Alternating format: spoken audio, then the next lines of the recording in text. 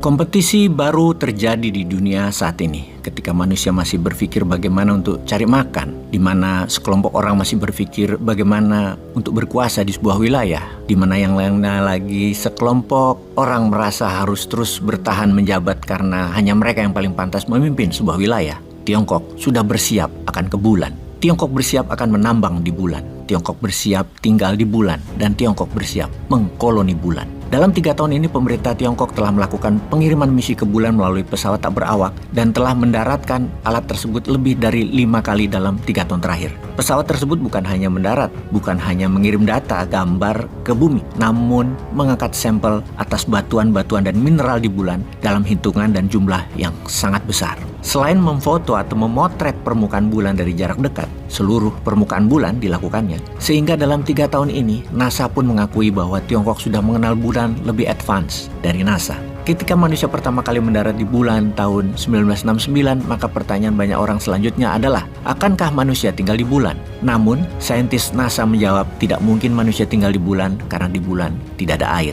Air adalah sumber kehidupan. Manusia butuh air untuk tinggal di sebuah wilayah dalam jangka panjang. Dalam jangka pendek mungkin bisa membawa air secukupnya. Namun dalam jangka panjang harus ada sumber air. Dan di bulan tidak ada air. Lalu apa misi Tiongkok ke bulan? Misi pertama Tiongkok memastikan satu hal adalah adakah air di bulan? Tiongkok ingin meneliti lebih jauh atas hal itu. Karena itu dulu Soviet dan Amerika terlihat berlomba-lomba menuju bulan, namun menghentikannya hingga saat ini karena mereka tidak menemukan air di bulan. Saat ini dunia terkejut ketika mengetahui Tiongkok sudah 5 kali mengirimkan penelitian ke bulan dan kembali dengan data dan material dari bulan. Terakhir, Chinese Lunar Exploration Program, semacam NASA-nya Tiongkok untuk mengeksplorasi bulan, mengirim Chang'e 5. Dan dari data terakhir, Tiongkok menemukan fakta data baru bahwa di bulan ada air. Jumlahnya cukup besar, 270 triliun kilo air. Dengan adanya air tersebut, maka Tiongkok melakukan program yang menggentarkan Amerika. Di tahun 2029, Tiongkok berencana akan memulai misi manusia mendarat di bulan, dan di tahun 2030, bulan akan dikoloni oleh Tiongkok.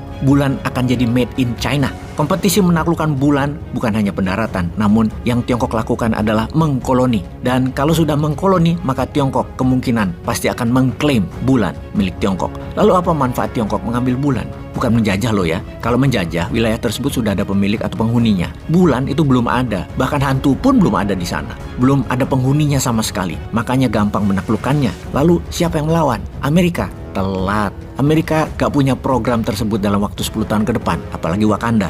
Salah. Maaf, pasti ada yang baper kalau disebut nama Wakanda. Kembali ke pertanyaan, untuk apa Tiongkok ambil bulan? Pertama adalah untuk sarana atau katapult misi ketepel, di mana kalau mau ke Mars atau planet lain, maka bulan bisa jadi hub pemberhentian pertama manusia. Mengkoloni planet lain setelah bulan adalah Mars. Yang kedua, mineral di bulan sangat dibutuhkan untuk kehidupan manusia di bumi. Dalam catatan kedua, selain air atau H2O, ada unsur emas yang banyak di bulan dalam presentasi yang sangat layak untuk ditambang. Juga unsur mineral-mineral lainnya. Kedepan teknologi itu semakin maju, memerlukan mineral-mineral yang sangat banyak. Misalnya untuk komunikasi telekomunikasi fiber optik. Serat fibernya mungkin lebih kencang lagi dengan bahan osmium, bukan tembaga atau emas yang dipakai di handphone, laptop. Akan diganti unsur pakai rhodium atau sejenisnya yang lebih canggih lagi. Hingga nanti komunikasi di 7G, 10G atau 15G, hologram manusia itu sudah 100% seperti manusia itu hadir di depan Anda. Dalam jarak ribuan kilometer bahkan Anda bisa menyentuh, terasa seperti badannya hadir. Ini kegilaan teknologi ke depan. Dokter hadir mengoperasi manusia lain ribuan kilometer jaraknya. Dokternya hadir dalam bentuk hologram, bukan 3D lagi, tapi real. Karena bisa mengangkat alat operasi dari jauh, sesempurna hadir dalam jarak dekat sesungguhnya.